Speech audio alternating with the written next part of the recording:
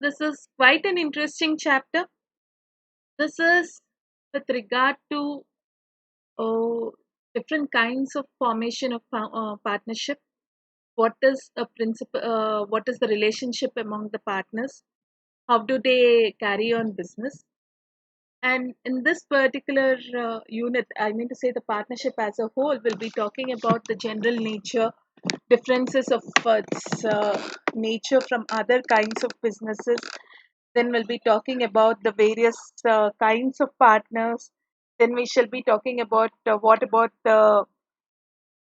its dissolution, what about its in case of partners retire, resign, or in case if they have to incorporate more partners, and so on. And partnership. Why do people form partnership? Usually, everybody might be knowing that if a person does a business, okay, yeah, it prospers well, okay.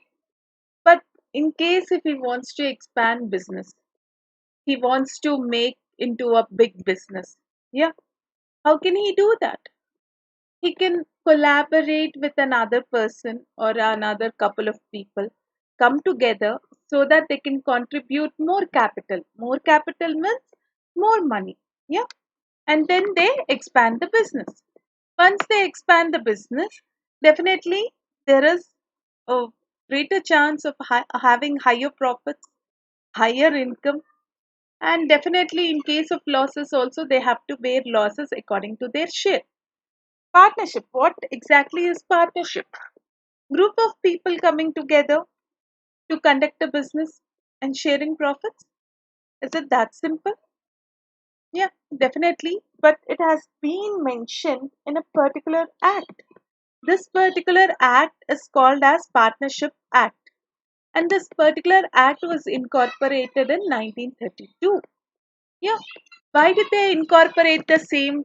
So that there are no kinds of fluctuations or there are no kinds of, I can call as cheating or coercion or undue influence among partners to run a business, as well as to determine their responsibility in repayment of debts and to know about the various rules with regard to the relationships among the partners. Okay, so now let's start with knowing as to what is partnership. Partnership means it is the relation, partnership is the relation between persons who have agreed to share the profits on of a business, but this particular business can either be carried by all of them or one acting for all of them. Yeah, the best example I can tell you is, let's say a cousins coming together and forming a partnership. A, B, C, and D. A, B, C, and D are cousins. They have come together and formed a partnership firm. Fine. But now let's say B, C, and D also have jobs elsewhere. But who looks after the partnership firm? Who looks after the business? It's Mr. A. So this Mr. B, C, and D are called as dormant partners or partners for namesake. But because they have contributed capital, they also get a chance to share in profits. Yeah. But most probably, what this particular definition says is this particular definition emphasizes the point saying that the business can be carried either by all of them or anyone acting for all of them. So, in short, what is the definition of partnership? Partnership is the relation between the persons who have agreed to share the profits of a business carried on by all of them or any of them acting for all of them. So, that is called as a partnership. So definitely the members or the people who have entered into particular partnership is called as partners, and this particular business is called as a firm. Definitely this partnership firm should have a firm name. Okay. So the ones who have entered into the partnership is called as partners. It's a firm and a firm name. The particular establishment, a partnership business is called as a firm and So and so, and this particular business will have a name as well. The best example, chartered accountant firms. You might have seen the names. Of course, right now most of them have converted into LLPs, but you might have seen names like that, Mrs. M. Anandam and Co. or Mrs. M. Brahmaya and Co. I'm talking about the local firms. So all these things, they have a firm name. What do we call them? A firm. Okay, we don't call them as an incorporation or a company or association of persons and so on. We call it as a firm. When do we call it as a firm? When group of people come together to carry on a business, which can be carried on either one of them or one acting for all, and who have agreed to share the profits. Okay. So what are the five elements he has given over here? First and foremost, there should be an association of two or more persons. A single person cannot say I have a partnership firm. In case if a single person is running a business, then it is called as sole proprietorship. It is not called as a partnership. Partnership means there should be an association of two or more persons. And in this two or more persons, do you think minors can be taken as partner? No. Only people who are recognized by law can enter into an agreement of partnership. What do you mean by recognized by law? Means here, just like making a contract, see partnership, agreeing to a partnership, agreeing or signing to a partnership agreement is also a kind of contract. So definitely, what are the essentials of a contract? He should not be a minor. He should not be of an unsound mind, and he should not be convicted by court of law. And any other provisions as given by the law, in case if he is disqualified by such provisions, then he cannot enter into a partnership. So basically speaking, partnership is an association of two or more persons, and these two or more persons should be recognized by a particular law. Only those people who are recognized by law can enter into a partnership. So a firm, even though there are partners, yeah, it is usually not recognized in the eyes of law like a company. Company can be called as an artificial judiciary person. I'll be explaining that when will be taking up this particular Companies Act. So firm is a group, is an association of two or more persons who are legally recognized by law. Similarly, definitely a minor cannot be a partner, but with the consent of all the partners, he may be admitted. Mind you, this is the most important part of this definition. He can be admitted for the benefits of the partnership firm. A minor, definitely he cannot be a partner in a firm, but with the consent of other partners, he can definitely be admitted for the benefits of the partnership firm. Okay, but usually, as per section 464 of the Companies Act, has usually put a limit about maximum number of partners in a firm is maximum 50 members. Okay, and why then this Partnership Act put this particular limit, but the Companies Act. Companies Act, I'll be explaining it to you while we are taking it up. For a private limited company, we'll be learning about Section 464, then I'll explain it. But as of now, please remember, even though it is a Partnership Act, the maximum number of partners in any organization is 50. In any organization of partnership firm is 50. Minimum is 2 people and the maximum is 50 people. Then we'll talk about partnership agreement. Okay, before, see, first for making a partnership firm or for establishing this business by way of partnership firm, number of people required is 2. Minimum number of people required is 2 people who are recognized by the law. And the maximum number of partners are 50. Okay, maximum number, that is till there it can be called as partnership firm. But if the partners are more than 50, then we cannot call it as a partnership firm. That's what it means. It means to say the very first point. Then the second point is with regard to agreement. Obviously, when you're doing a business with two people, definitely you should come into an agreement. We have learned what an agreement is while we were talking about Contract Act. Okay, they they come together, write down the details.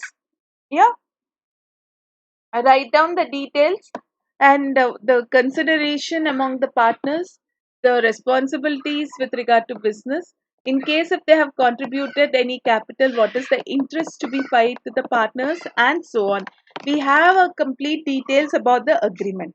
So, what exactly is an agreement? Yeah, agreement as per Contract Act is what? A promise or a set of promises forming consideration for each other. So here the partners will be making various set of rules for running this particular partnership firm. So automatically this comes as a this particular agreement will be in a nature of a contract. Okay, contractual nature. So usually the nature of a partnership firm is voluntary. Voluntary why? Because the partners on their own have decided these rules. Rules in the sense as to how to run the business. Like who are the partners in the partnership firm? What is their partner? What is their profit sharing ratio? What amount of capital should each partner bring into the partnership firm? Who is going to carry what kind of business? Who is a dormant partner? Who is an active partner? And so on. So what agreement is? Agreement between two or more person which has to be clearly written. And what does it consist of? It should consist of the conduct being followed. Conduct means as to how the partners should behave. I can say should conduct themselves, like whether in carrying business or whether making up. I mean to say, uh, whether representing the partnership firm in front of others, and so on. Conduct being followed, the mutual understanding, and so on. As per Partnership Act, mind you, as per Partnership Act, it may be either oral or written.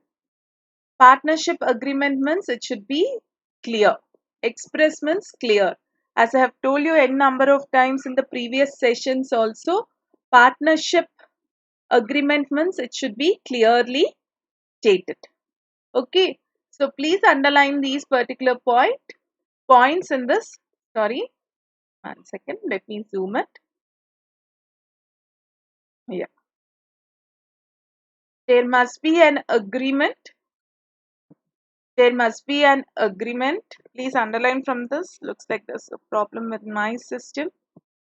Yeah, please underline these lines. There must be an agreement entered into by all the persons concerned. This element relates to voluntary contractual nature of partnership. Thus, the nature of partnership is voluntary and contractual. Please underline this particular point. Yeah, now I'm able to underline. The nature of partnership firm is voluntary and contractual.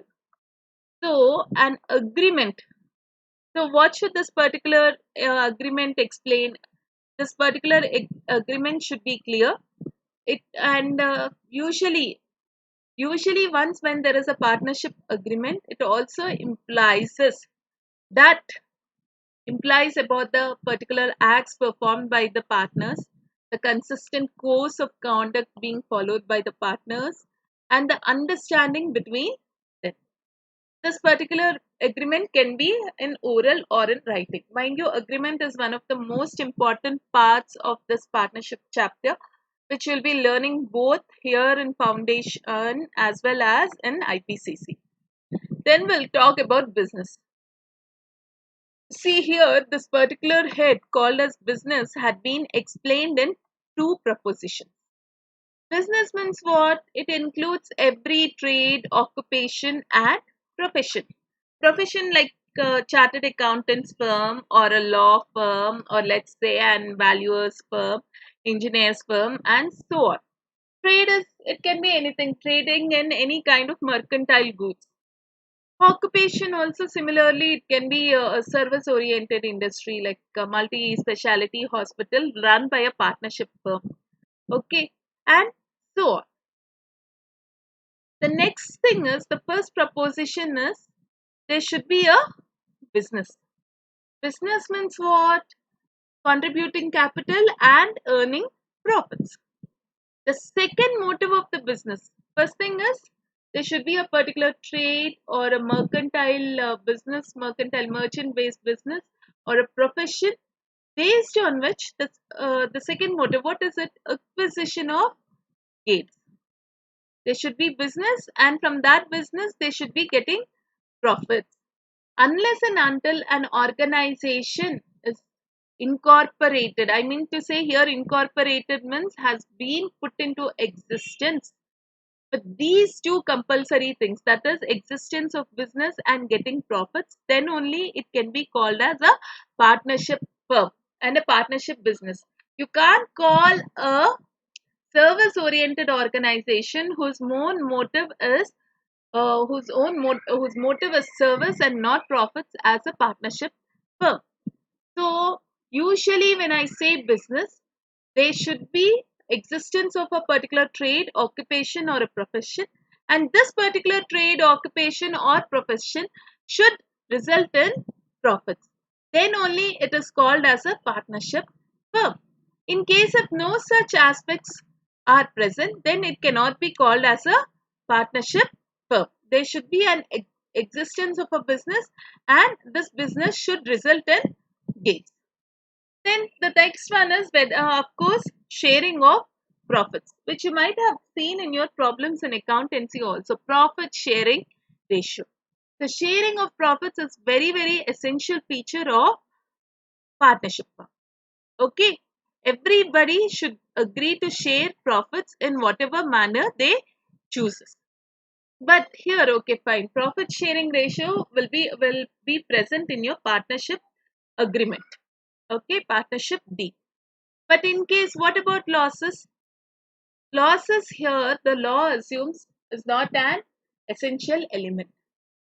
See, this can be explained in the context of the first point as well. The previous point as well. Why should the partnership firm be incorporated to do business and get profits? In case if their main intention is not getting profits, then we cannot call it as a partnership firm. Then definitely a profit should be shared among the partners. Then what about losses? Losses agreement, usually if they want they can put it in the agreement, but it is not essential. Profit sharing ratio must be there, but mind you, the loss sharing ratio need not be present in the partnership firm. In case of losses, all the losses should be borne by the partners in same as profit sharing ratio, unless and until something had been mentioned in an agreement. Usually how do they share losses? Just like how do they share profits, they share losses as well. Usually in a partnership agreement, there will be an agreement to share profits, but usually losses, it need not be there. But in case of partners require, they can also have an element with regard to loss sharing ratio. In case, unless and until specifically stated, in case if nothing is mentioned in the partnership agreement about the losses, and in case of the partners get losses, then they have to share the losses in a similar manner just like that of their profits. So example one is like co-owners who share among themselves the rent derived from a piece of land. Like here he has given certain examples uh, which distinguishes a partnership firm from other kinds of income sharing. Okay. So the first example he has talked about co-owners. Co-owners is, let's say a house property have been bought by husband and wife. Okay, and now they have given this house property on rent. Now this husband and wife cannot be called as partners as per Partnership Act 1932. Why? Because there doesn't exist any business. They share the rent. Let's say they have given on rent their household premises for let's say 30,000. So what is the share of rent? The husband gets 15,000 rupees, the wife gets 15,000 rupees. Similarly, no charitable institution or club may be floated in partnership. Charitable institution, why they cannot be floated in partnership? Because their main intention is not to make profits. Business might be there, but profits cannot be the main intention of a charitable institution or a club. In such case, definitely it cannot be called as partnership law. So, in what way are they incorporated, or are they floated? Usually, here floated means they come into existence. In what way they incorporated? Either like a joint stock company or an association of people.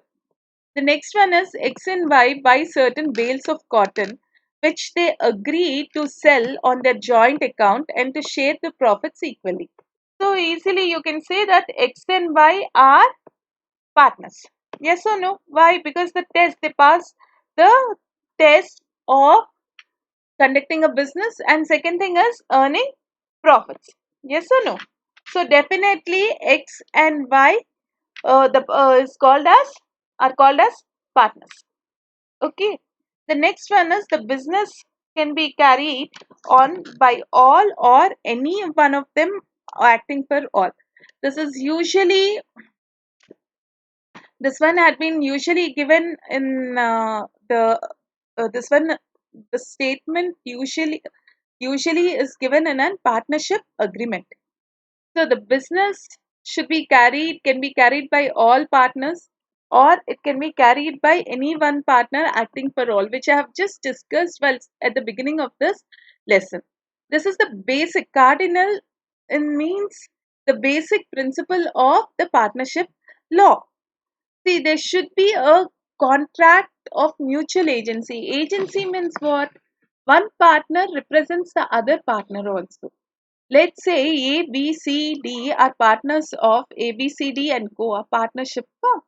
Now B goes to purchase, let's say to purchase 100 kilos of wheat for his firm. Let's say they are into 100 kilos of wheat flour for manufacture of bread. So now B is representing A, C, and D also when he goes into the market. That's what they say. There is a mutual agency between the partners. When B goes into the market, he is called as the person has come, a partner has come from A, B, C, D. He is representing A, B, C, D firm. Because A, B, C, D firm is not a person, is not recognized as a person in law, B represents whom? A, C, and D. So B is an agent of A, C, and D. In other words, there should be a binding contract of mutual agency between the partners. Okay. So in case whether correct or incorrect, whatever be the act of one partner in the course of business is in fact an act for all the partners. In case of B enters into an agreement, okay, B enters into an agreement with let's say some XYZ to supply 100 kilos of wheat.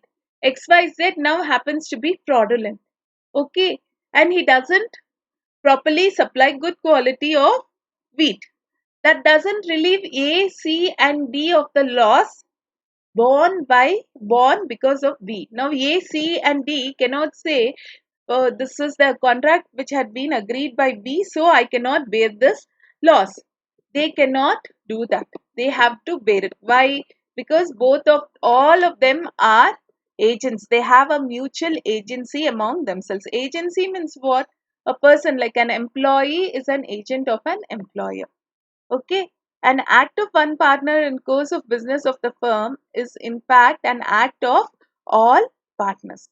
Each partner carrying on the business is the principal as well as the agent for all other partners. He is an agent insofar as he can bind the other partners by his act and his principal to the extent that he is bound by acts of other partners. Here, there's a particular case which has been discussed, which says in case of yeah, please underline this particular point. In case of KD Kamath and Co., the Supreme Court had held two essential conditions to be satisfied. What is it? There should be an agreement to share the profits as well as the losses of the business. Mind you, it's a case which had been held by the Supreme Court. Here, nothing had been mentioned with regard to Partnership Act. Partnership Act only talks about the profits. It does not talk about the losses. There should be an agreement to share the profits as well as the losses of the business, and the business can be carried by all of them or any one of them acting for all within the meaning and definition of partnership under section 4, which we have just read. The fact,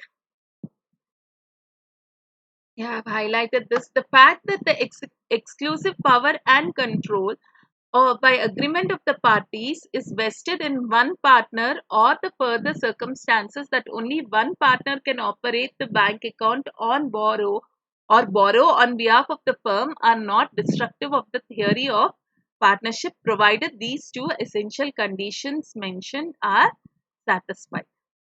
Okay, so here what does he say?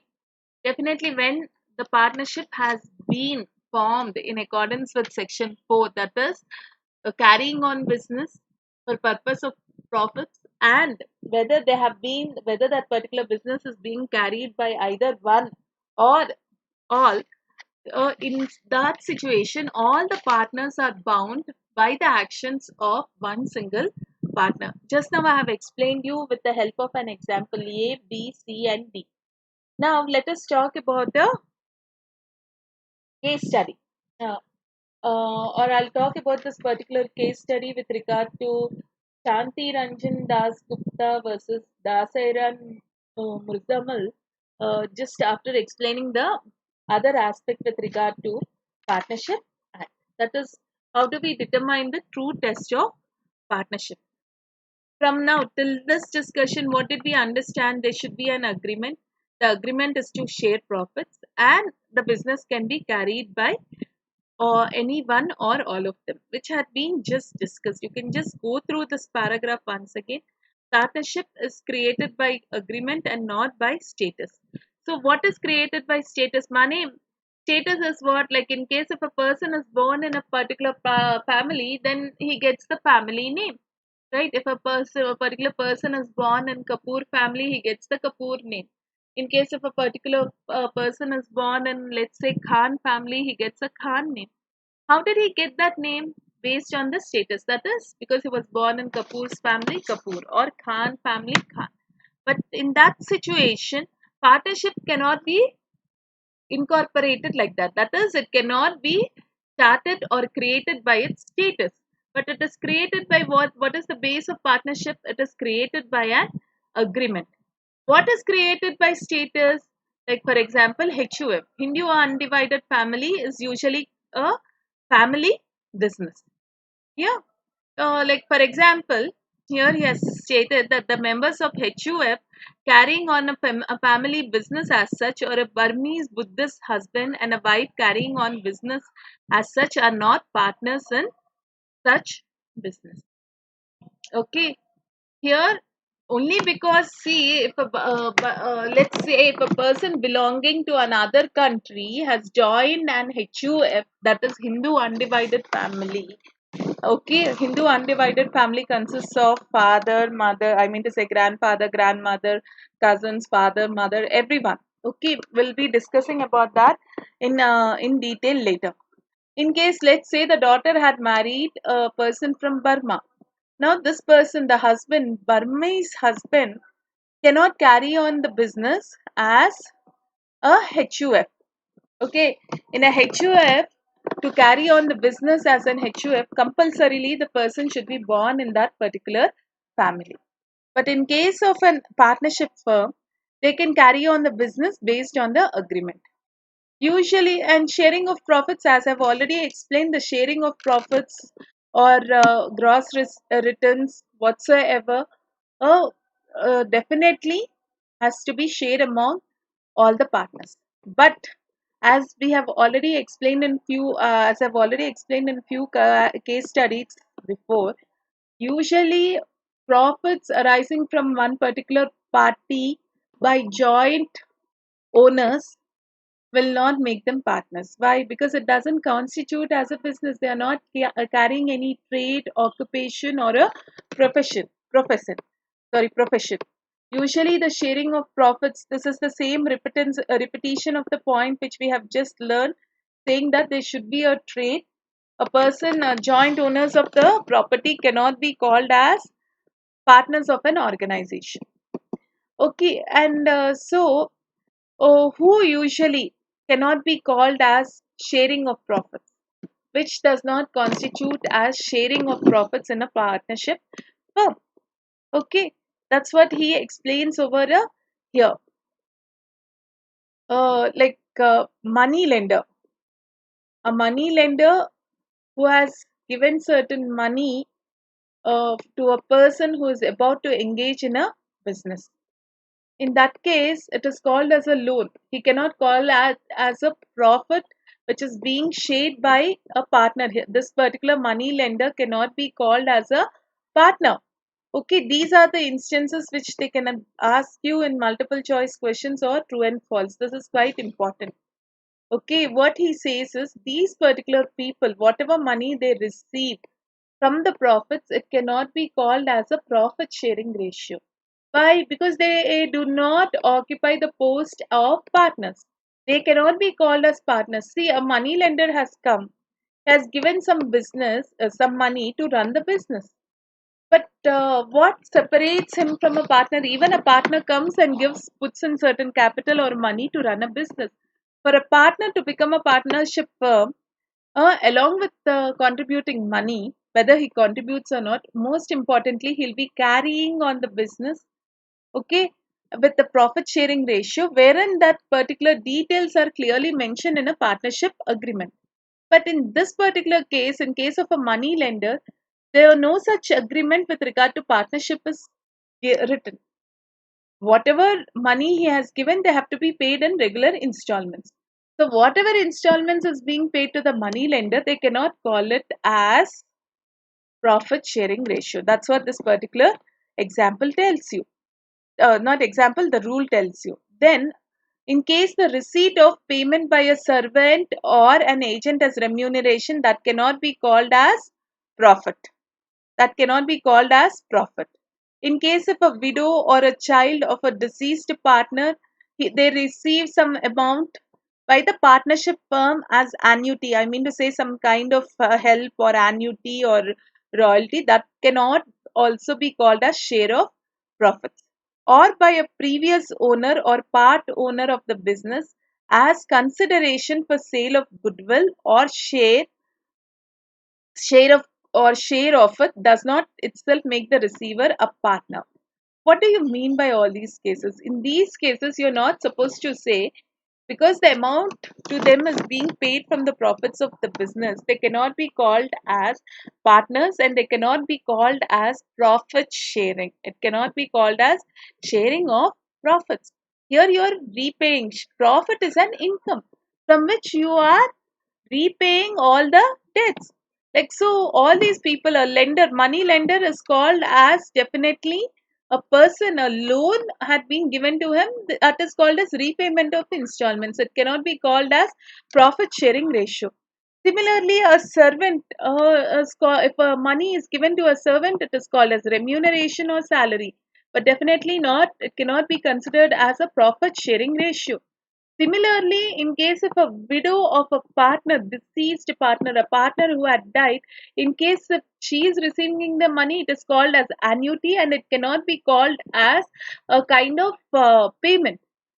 Similarly, let's say a business had been sold. Business sold means the business loses its previous name. In case if a business had been sold to another person, and see, like for example, in Hyderabad, we have this Karachi bakery or Paradise Biryani. Biryani everybody knows. Paradise Biryani. So Paradise Biryani enjoys immense amount of goodwill. Okay, let's say let's just assume, okay, it's just a hypocritical example. Let's say, God forbid, Paradise is let's say they have not managed their affairs well. Now they are trying to sell this particular joint. So while selling this particular business, along with the business, definitely they ask a certain amount called as goodwill. Why? Because Paradise enjoys good name in Hyderabad.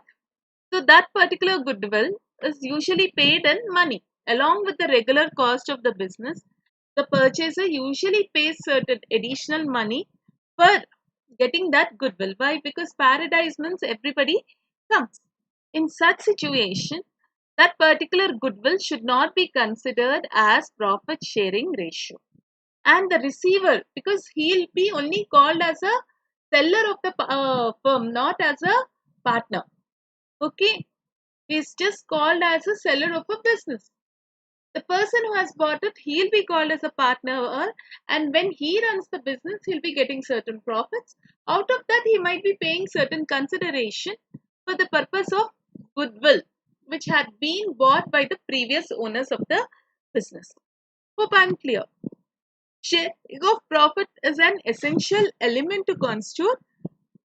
So, please underline this. Sharing of profit is an essential element to constitute partnership, but it is only a prima facie evidence and not an conclusive evidence in this regard. What he means to say is you can't call all the payments as payments with regard to partnership payment. In case if some payment is being made from profits, you cannot assume it as though it is being made from the partnership payments.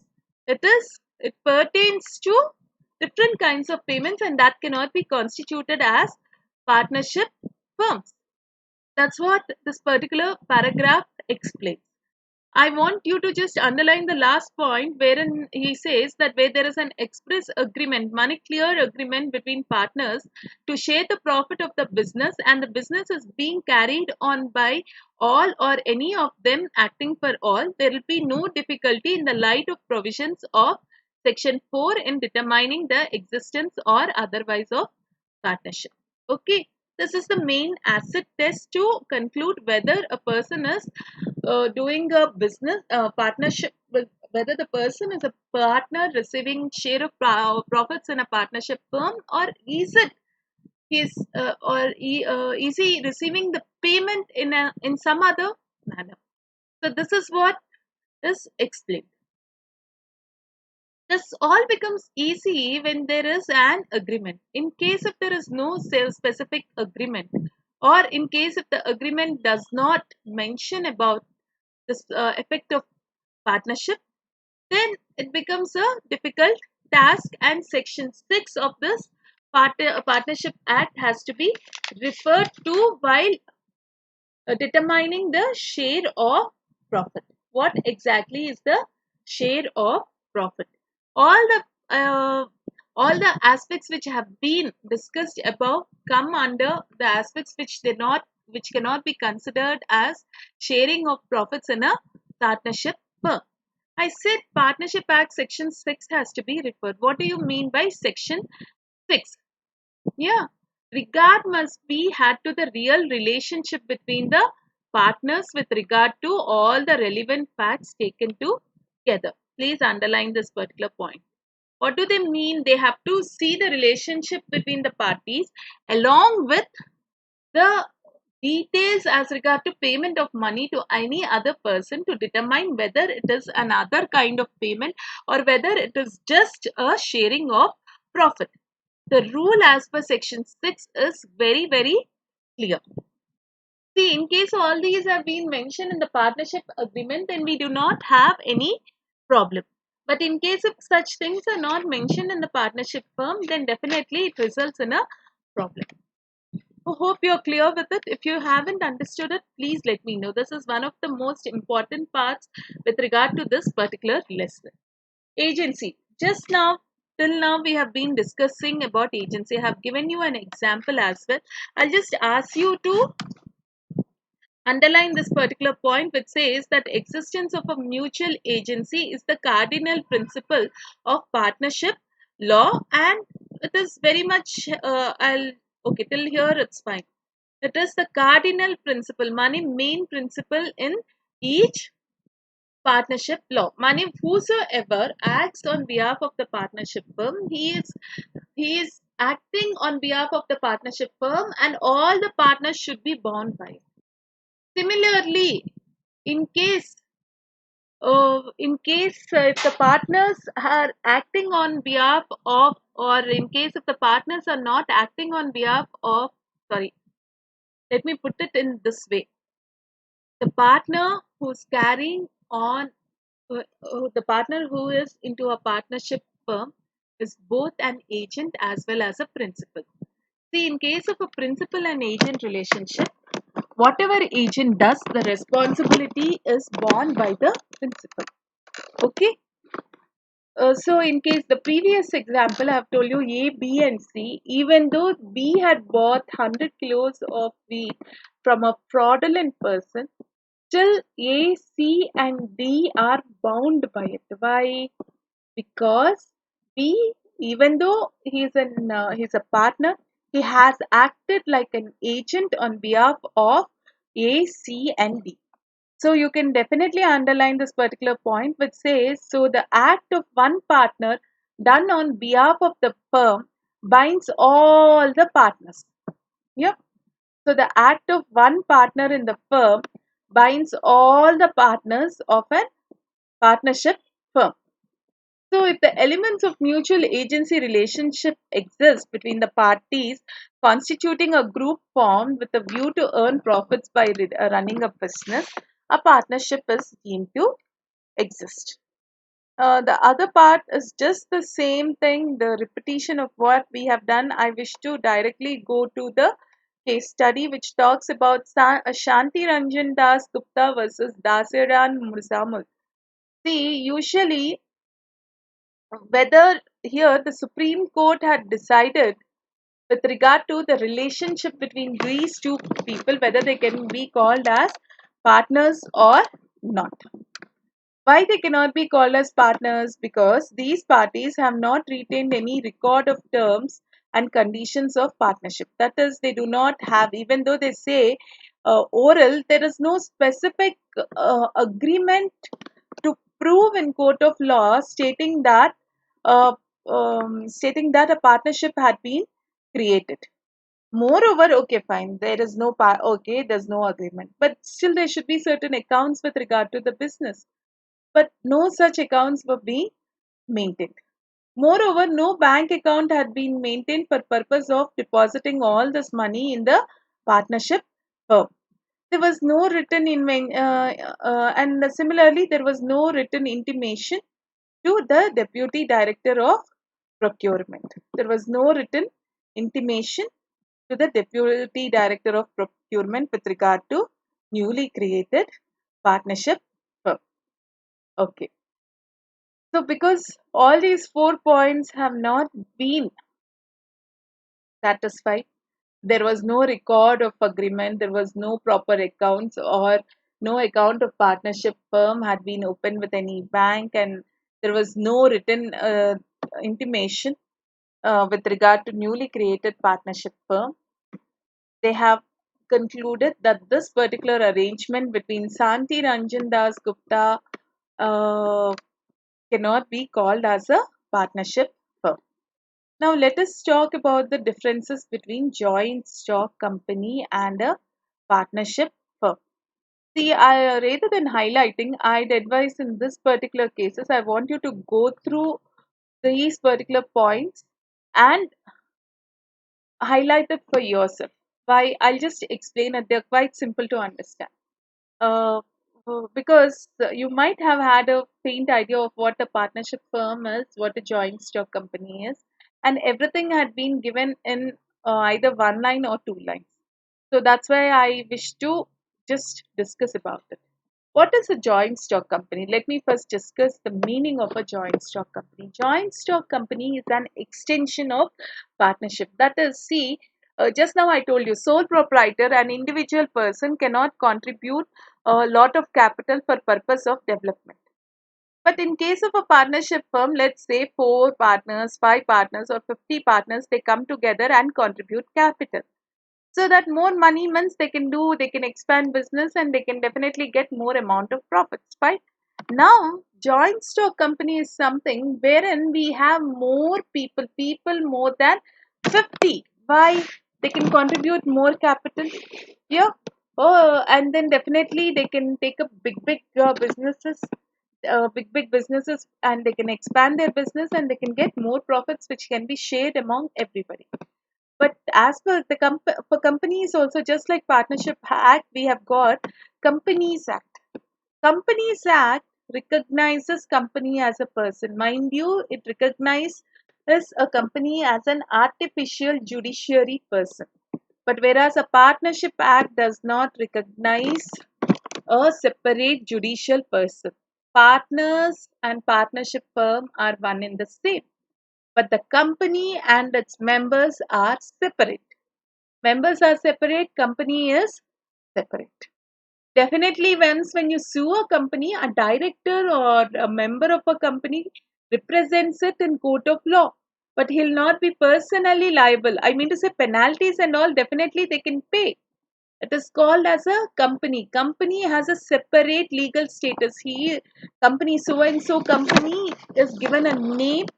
It is the members of the company are different.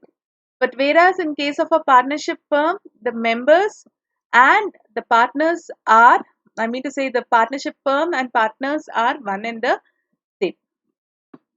So now let us find out the differences. Legal status in a case of partnership firm, as I've explained, a partnership firm cannot be recognized as a separate legal entity.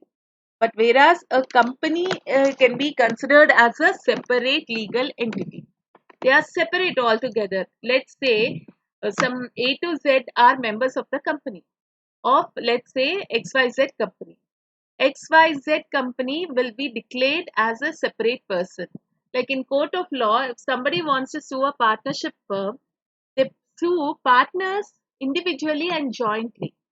They cannot sue a partnership firm, but in case of a company, they can file a case against XYZ company. They'll use the words XYZ company.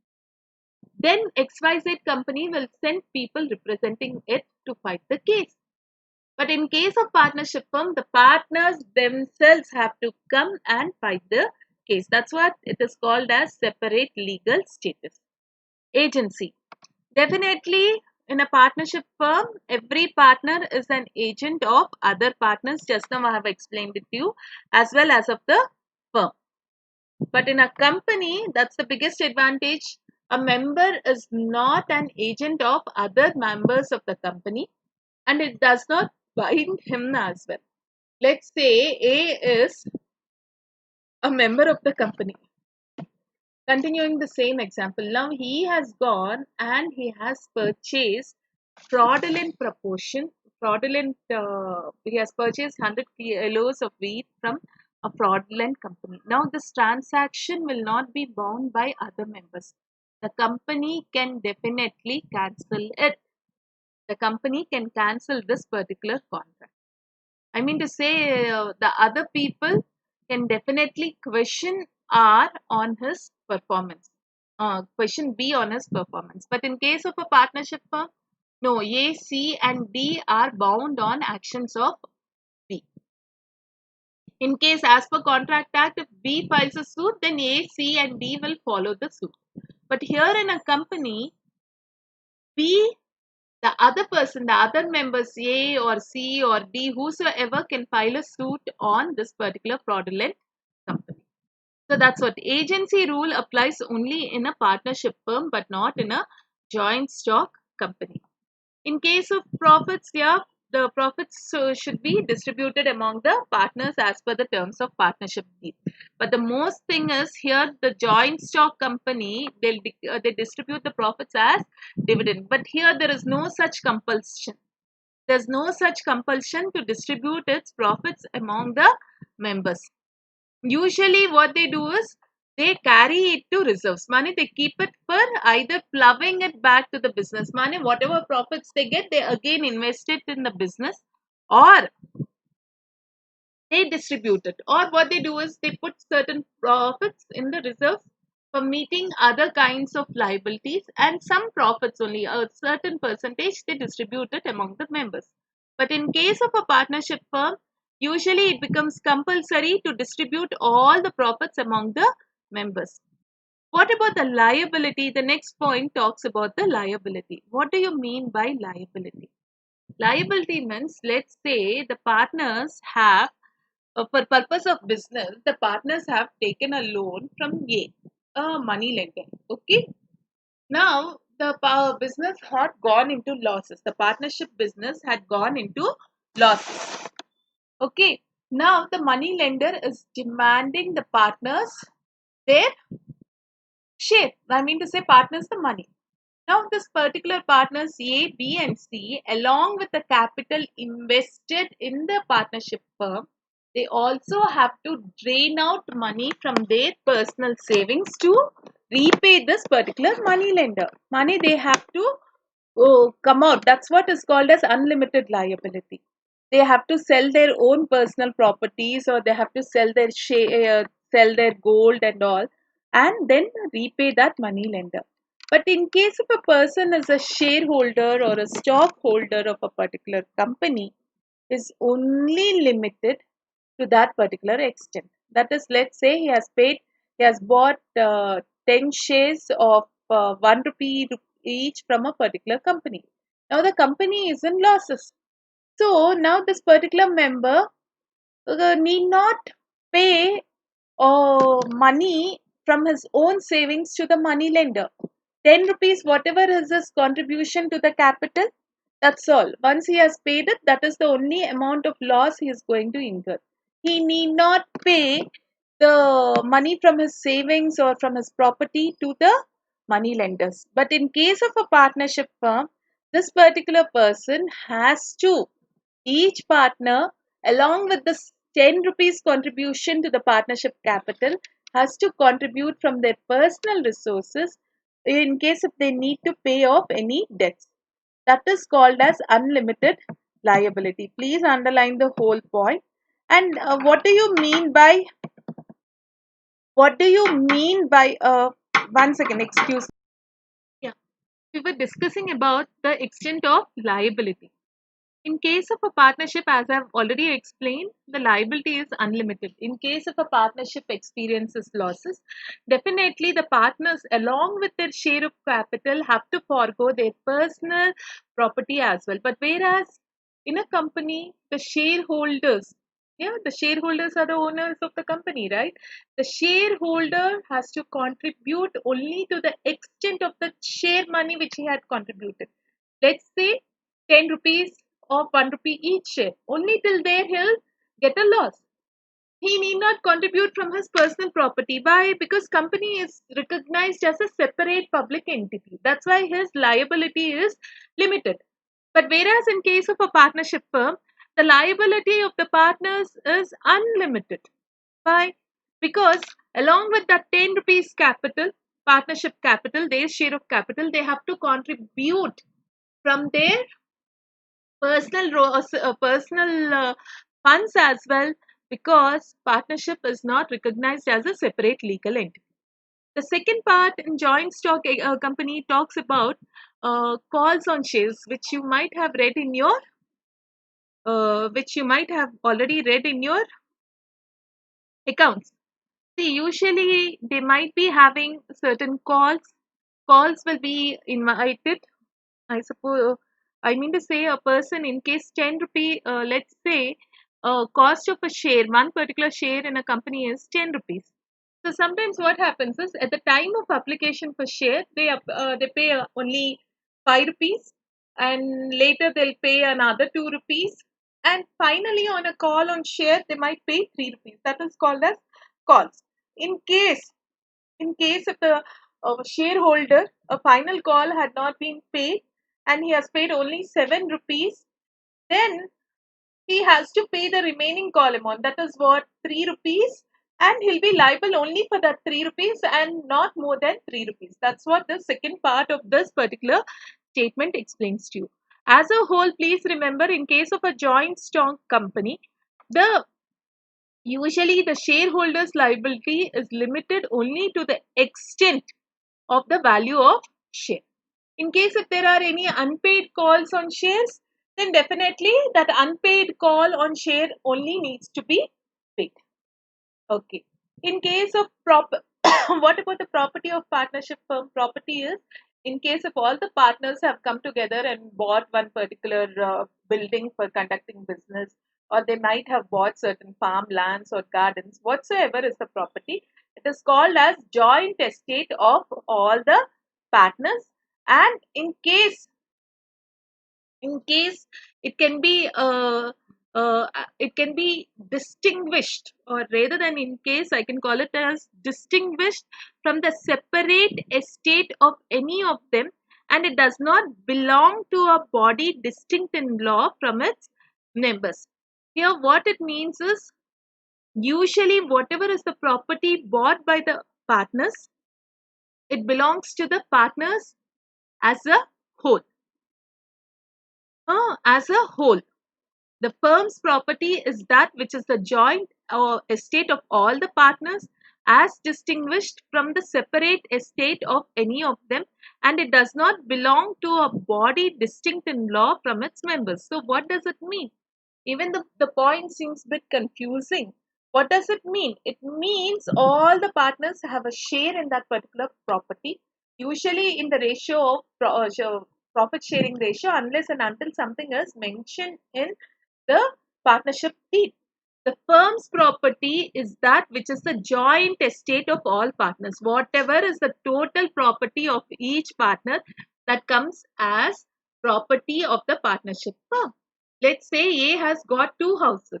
Irrespective of what is there in the partnership firm, along with that, both the houses of A also belong to partnership firm. B has one house along with the property of partnership firms. So the two houses of A along with one house of B along with partnership firms, farmlands or property come as the property of partnership firm. It can be distinguished. What here? The two houses are in the name of A. It can be distinguished. But as all, we call it as joint estate. The firm's property is that which is the joint estate or joint property of all the partners, as distinguished from separate estate of any of them, and it does not belong to a body. Mind you, definitely, because partnership firm is not recognized as a separate body, it is not distinguished as a separate property of partnership firm. You can understand this point more clearly when I explain it with regard to a company. In case of a company, definitely the property, let's say A is a member, B is a member, C is a member. A's house property, A's two houses are the property of A only. The company's property is the company's property only. Now, both of them cannot act as principal and agent. Here, the property is separate. But in case of a partnership firm, it is called as a joint estate. A's two houses also belong to the partnership firm, and we can individually identify. Even though it is a partnership firm, A's property is two houses, B's property is one house. But in case of a company has purchased a farmland, that comes as farmland of company only exclusively. The members property is the members property only. It is quite separate. Please underline both the points. In case of a partnership firm, definitely a share in partnership cannot be transferred unless and until all the partners have consented to it. Money what? All the partners should consent with the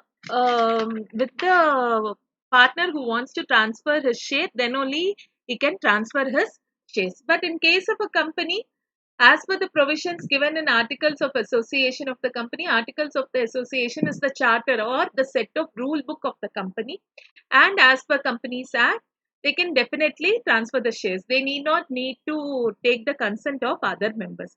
That in case of a partnership firm, definitely they have to take the consent of all the partners. And what about management? Unless and until, in case if there is any agreement, usually all partners are entitled to manage this particular partnership.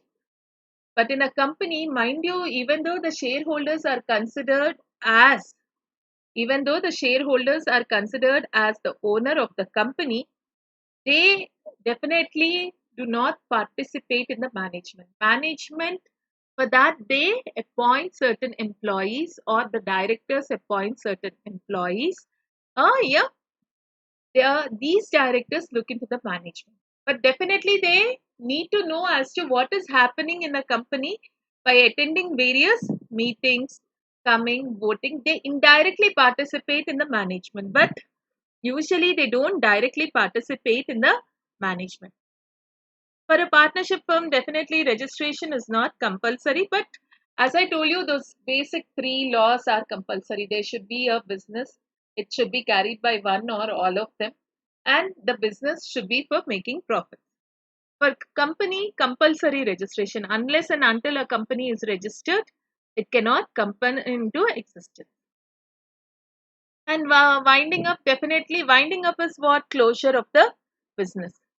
In case if all partners want to close down the business, they can close down. But in case of a company, they have to go to another person called as National Company Tribunal. And unless and until the name is struck in the registrar of companies, a company cannot be closed. It is called as a non-functional company. In case of a partnership business, it's simple. The partners can come together and definitely say it is closed. But in case of a company, it is it can be closed only after taking up with National Company Law Tribunal. National Company Law Tribunal is something like a court for all company cases, or its name is struck down by the registrar of companies. In case of a partnership firm, usually the number of partners, as I told you, as per section 464, they cannot exceed 50. It's not given over here.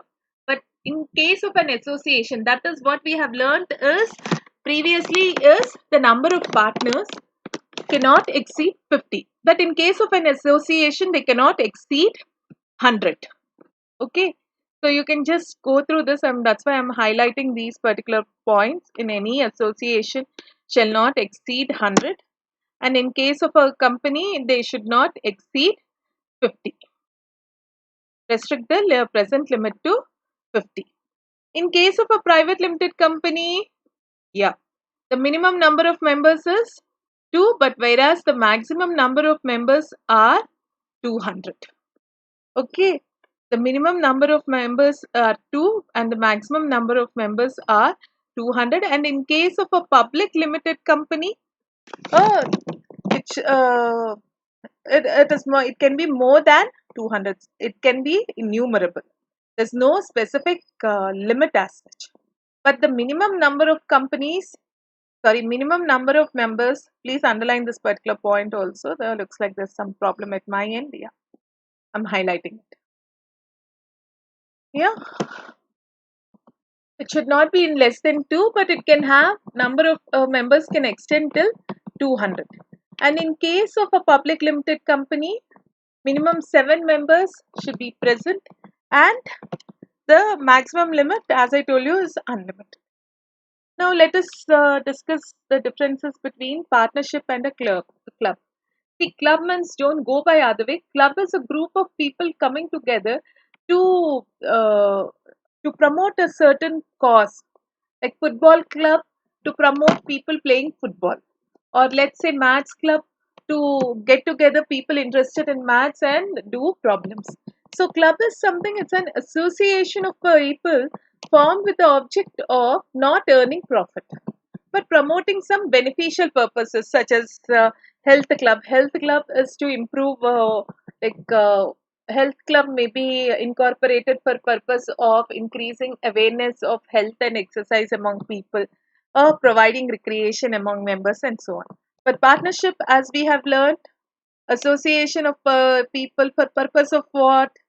Most important, they should be carrying a business for purpose of earning profit. In case of a partnership firm, definitely the relationship between partners and partnership firm They are both principal as well as an agent. Yeah, persons forming part of are called as agent as well as principal. But in case of a club, usually a person, just like a company, even in a club, a person contributes a membership fee. He need not contribute capital. He usually does not, if one member of the club does not perform, enters into a fraudulent transaction, then all the other members will not be taken into stringent action. That particular member only has to face the music, not the others. So, person forming a club, usually there is no agency relationship like that of partners. Is not the agent of other partners. Obviously, in case of an property, partner definitely has an interest in the property of the firm, whereas in case of a club, usually the member has no interest in the property of a club because he is not an agent. He is liability is reduced only to the extent of contributing that membership fee.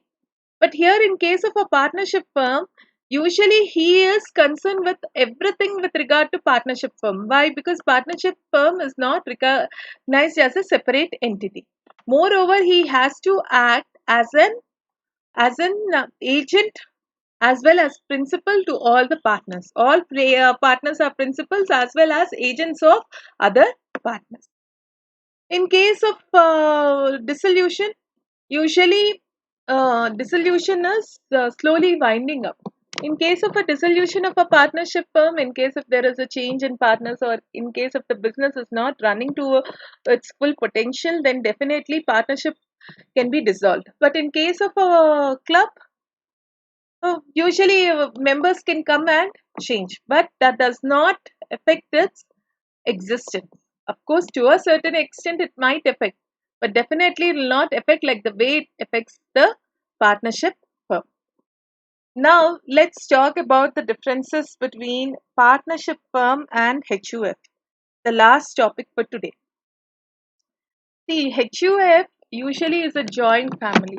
Father, let's say grandfather, grandmother, children, I mean to say parents, the uncles and aunts, the cousins, all of them, they come together and they do business. Here, they come into existence, the members come into existence because of their birth, not because of an agreement or because of an written promise. They come to, they are created because they have taken birth in that particular family. Definitely, they are. When do they retire from that? Only after their death. They are still considered as members of Hindu joint family. Let's see the differences. Partnership usually is created compulsorily. There should be an agreement, either oral or written. In case of a joint Hindu family, it is created only by its birth. When a member is born, immediately, irrespective of his like or dislike, usually immediately, I'm talking about business families over here, he immediately becomes the member of that particular family. Obviously, right? He gets a name, the family name, as I was just teaching. But in case of partnership firm, only based on the agreement does he get the right in the partnership firm. In case of a partnership firm, usually sometimes it leads, even though the state says, the particular point says it ordinarily leads to dissolution of partnership firm. I say sometimes, but not always. Dissolution means it is dissolved, dissolved in the sense it is rebuilt again. It is closed and it is rebuilt with new partners. That is called as dissolution. In case of a death of a member in HUF does not give a rise to dissolution. There will not be any dissolution. The next person occupying the next in line to Karta, the head of the family is called as Karta. The next in line to Karta will be acting as the uh, karta of this HUF. But in case of a partnership firm, they dissolve it and then they recreate it either with new partner or they close it down completely. Usually, in case of management, in case of a partnership firm, all the partners, they are entitled. Whether they want to do it or not is the next question, but they are entitled. They are at free will to take part in partnership business. But in case of a joint family, usually the karta or the governing member, and nowadays the law has changed because of Justice, I'm not getting the name, Justice Nazmi Waziri, she had given a ruling stating that the eldest female also now can act as a karta of a HUF. So usually the right of management of joint family usually vests in karta, which can be either the governing male or female member of the family. Usually every partner, as I told you, they can act, and once they act, they bind the firm also with every act. Because in a HUF, usually the karta only does the business. I mean to say, he takes the decisions. Only he has an authority to contract. But in case of a partnership firm, any partner can uh, become enter into a contract, and definitely he can bind the other members with the contract entered by him. In case of an HUF, the Karta or the manager has the authority to contract for the family members and the other members in the family. Okay, so the Karta is the main lead lead in a HUF. Only he has an authority to contract for the family members. Obviously, in case the liability we have learned right from the beginning, the liability of a partner in case of an partnership firm is unlimited. But in case of an HUF, mind you, the liability of the karta is unlimited, but and other co-partners here means the other members are liable only to the extent of their share in profits and family business. They need not bear the losses like partnership firm. Only the karta, the main person, is only entitled for unlimited liability. Money in case of, because why? He is the one who is entering into the contract. Definitely the other members definitely will not have any right. They are, it is not bound like by an agency agreement like that of partnership firm. Any partner can enter and any partner can make the other partner liable. But here in case of an HUF or a joint stock company, the person who is entering into it, or in case of a company, even the person entering into it also does not have unlimited liability. In case of HUF, the Karta has an unlimited liability. Why? Because he is the person or forebearer who enters into a contract for the family business. Definitely. Others are liable only to the extent of their share. So, what is the extent of share? What is the share in their profit sharing ratio? Only to that extent they are also liable. And usually a partner can bring a suit against the firm for accounts. Okay, provided he also seeks the dissolution of the firm. Usually a partner can definitely ask for filing a suit for purpose of dissolution of firm, and he can ask for audit of accounts or details of accounts. In case of a joint family, usually Karta is one and wholly responsible. He is not entitled to ask for an account. Even though he is a co-partner, all the details will be taken care by Karta only. He is not entitled to ask for details. Governing law, definitely the Indian Partnership Act 1932 HUF is governed by the Hindu law. And in case of an partnership act, definitely because it involves as a contract, a minor cannot become a partner, but definitely he all the partners can come together and make him responsible for enjoying the profits in a partnership act, partnership firm. But in case of an HUF, a minor can become a co-partner. Why? The moment he is born, he immediately becomes a co-partner in that particular business. In HUF, a minor becomes a member of the ancestral business by incidence of birth. He need not wait till he attains his majority because it is status based. Usually, continuity. Yeah, one second, excuse me. In case of a partnership firm, usually either due to death of all partners or not in case of the business is not running properly, and if all the partners come together and plan to dissolve it, then it gets dissolved. Usually, a joint Hindu family continues its existence till it is divided. So that's why usually, please underline this particular point, which is very important. Unless till the date the joint HUF, that is Hindu undivided family, is divided, it continues its existence. Therefore, the status of the family is not affected. But in case of an firm, definitely it can be either due to a death of a partner or all partners coming together and dissolving it. There is a possibility of I mean to say closing down a partnership firm. But in case of an HUF, usually a death of a member does not render it dissolved. It will continue. Let's say in case if Karta had passed away, the next co-pasana, the next important person will become the Karta. When does it lose its existence, the joint Hindu family? Only when there is a division. Then it becomes two HUF. Okay. In case of a partnership, the number of members should not exceed 50.